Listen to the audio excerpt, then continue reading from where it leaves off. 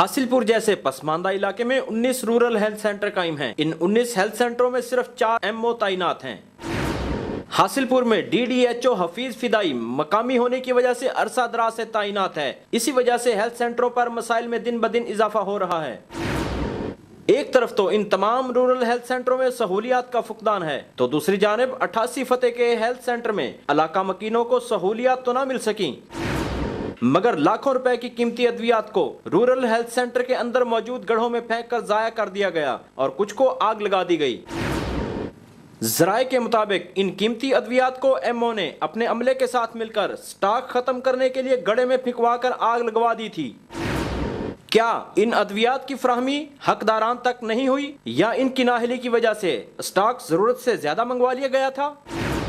ये अद्वियात अवाम के टैक्स से ली गई थी, अद्वियात जरूरतमंदों तक नहीं पहुंची या स्टॉक ज्यादा मंगवाना, इन दोनों सूरत हाल का जिम्मेदार कौन? जिम्मेदारान के खिलाफ क्या कार्रवाई अमल में लाई जा सकेगी? क्या उन्होंने जो किया कानून के मुताबिक दुरुस्त किया? क्या नाअहली की वजह से महकमा हेल्थ पंजाब कौम के पैसों का इसी तरह ज़या करती रहेगी?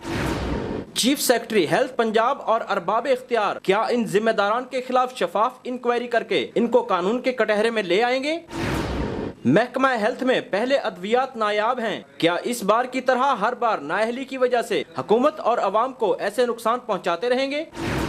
जरूरत इस अमर की है कि ऐसे वाकयात की रोकथाम की जाए और नाअहली में मुलव्वस अफराद के खिलाफ कार्रवाई अमल में लाई जाए। कैमरा टीम के साथ मलक इकबाल, पाक न्यूज, हासिलपुर।